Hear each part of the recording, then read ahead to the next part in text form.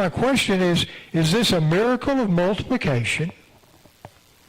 Or is it a miracle when some people realize, hey, somebody's sharing their food, maybe I can share mine too.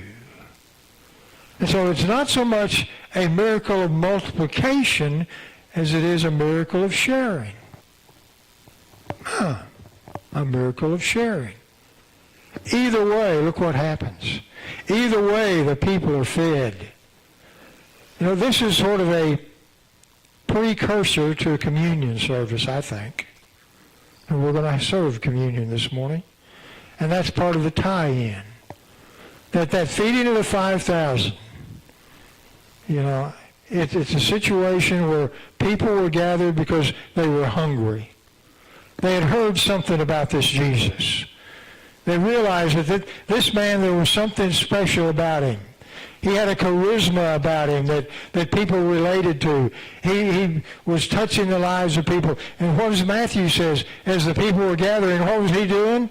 He was having a healing service. He was curing people. People saw what Jesus was able to do, so they wanted to be close to him. They wanted to be next to him. They wanted to be a part of his, they wanted to be in the crowd. And notice what it says. Jesus took pity on them. It's time to eat. It's time to eat, and there's no food. It's time to eat, but there was food. And it's the type of idea that Jesus cared for those 5,000 plus people.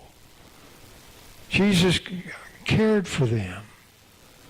And in that communion service, in this communion service, it's sort of the same thing as we come to receive communion. It's a mystery. I don't know whether you've noticed or not, but in our ritual for communion, when it comes to that phrase, you know, proclaim the mystery of faith, I emphasize the word mystery. It is a mystery. It's like Aggie Spirit, Joe. On the inside you can't explain it. From the outside you don't understand it. And that's kind of the way it is about the Christian faith. It's a mystery. And we continue in the ritual, we celebrate the mystery of faith. And what do we say? Christ has died. Christ is risen. Christ will come again. Do we understand it? No. Do we know how it's going to happen? Not really. We've got some biblical interpretations of how it might happen or how it might come about. But that's the mystery of faith. And it's like, you know, we come to the communion service. It's just like a Jesus feeding the 5,000. We come because Jesus cares about us.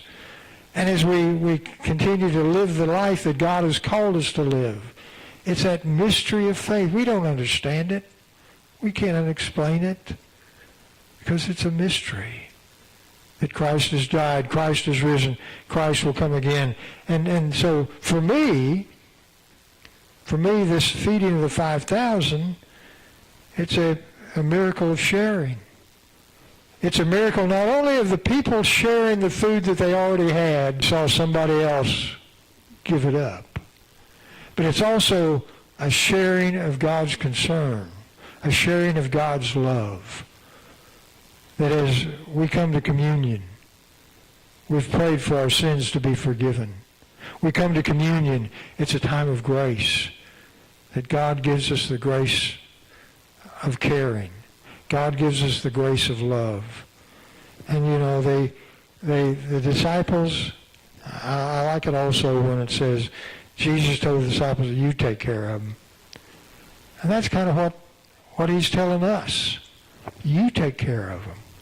You pray for those who need prayers. You help people who need the help. You take care of people. That's what they did.